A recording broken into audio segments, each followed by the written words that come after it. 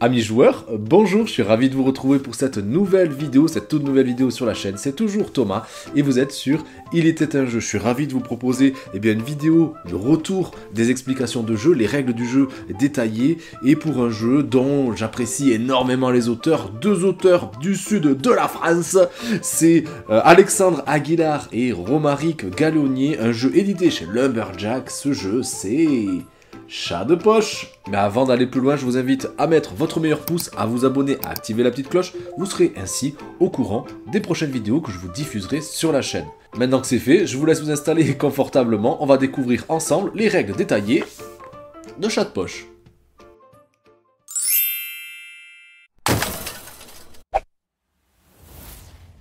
Chat de poche est le nouveau jeu d'Alexandre Aguilar et de Romaric Gallonnier illustré par Jonathan Oncomte. Dans ce jeu pour 2 joueurs, chacun va révéler à son tour puis déplacer une tuile. Le but, placer les chats de son clan à distance des chiens pour leur permettre de capturer les proies les plus lucratives. Chaque joueur commence par choisir un clan de chats.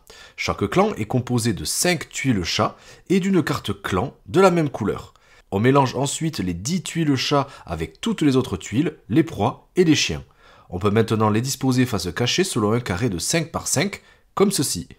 On révèle la tuile centrale, puis le joueur qui a vu un chat le plus récemment commence à jouer. À son tour, un joueur va commencer par retourner une tuile face cachée de son choix, puis échanger la position de celle-ci avec une autre, qu'elle soit visible ou cachée. Le mode d'échange va dépendre de la nature de l'animal ainsi révélé, mais attention, on ne révèle pas une autre tuile cachée pour autant. Si c'est une proie, on échange la tuile avec une autre tuile tout autour de sa position.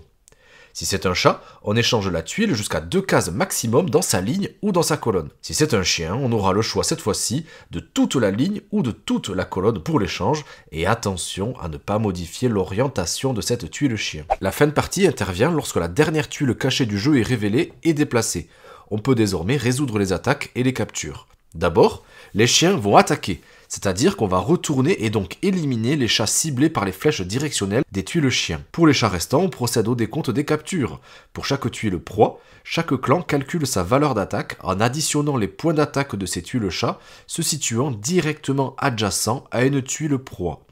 Le clan avec la valeur d'attaque la plus élevée gagne cette tuile. Mais notez bien qu'en cas d'égalité, personne ne gagnera la tuile. Chaque clan peut maintenant additionner les valeurs de points de victoire de chacune des tuiles proies, et si un clan a remporté les 2 tuiles mouches et les 2 tuiles pigeons, eh bien ces PV seront même multipliés. Le joueur avec le plus de points de victoire remporte la partie. En cas d'égalité, la victoire revient à celui qui a remporté le plus de proies.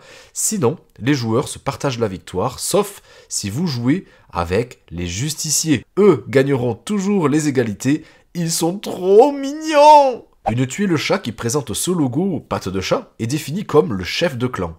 Celui-ci possède une capacité spéciale à bien intégrer dans sa stratégie et uniquement applicable à cette tuile.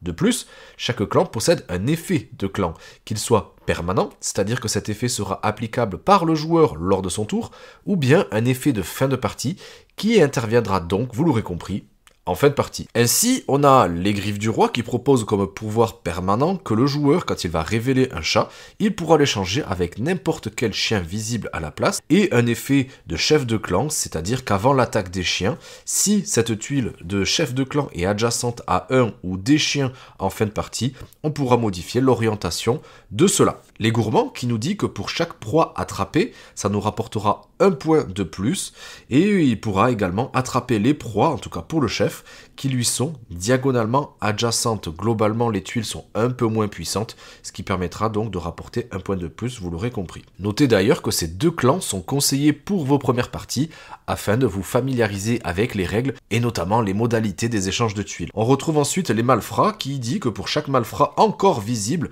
ça va nous rapporter 1 point, mais en contrepartie, juste après l'attaque des chiens, on devra obligatoirement éliminer tous les chats qui lui seront orthogonalement adjacents, en tout cas au chef de clan, c'est-à-dire même ceux de son propre clan. On a les justiciers dont on parlait juste avant. Quand le joueur va révéler un chat, il pourra le déplacer de 1 à 2 cases en ligne droite ou en diagonale cette fois-ci, et pour le chef de clan, avant l'attaque des chiens, il devra échanger sa place avec la tuile centrale, donc attention à bien réfléchir. Les chats peu près, la valeur de chaque chat peu près dépend du nombre de survivants en fin de partie, et pour le chef de clan, s'il a attrapé un pigeon ou une mouche, une seule, et qu'à un moment du score, eh bien, l'autre n'a pas été attrapé, il l'attrapera automatiquement. On a les Power Cats, quand le joueur révèle un chat, il peut laisser ce chat sur place au lieu de les déplacer, et concernant le chef, il pourra attraper les proies dans toute la ligne ou toute la colonne, mais en contrepartie, il a une puissance quand même inférieure aux autres chefs de clan. Et enfin, pour celles et ceux qui auront l'opportunité ou la chance d'avoir entre les mains eh bien, une boîte du tout premier tirage de chats de poche, vous pourrez retrouver une 7e faction de chats, les Fantominous.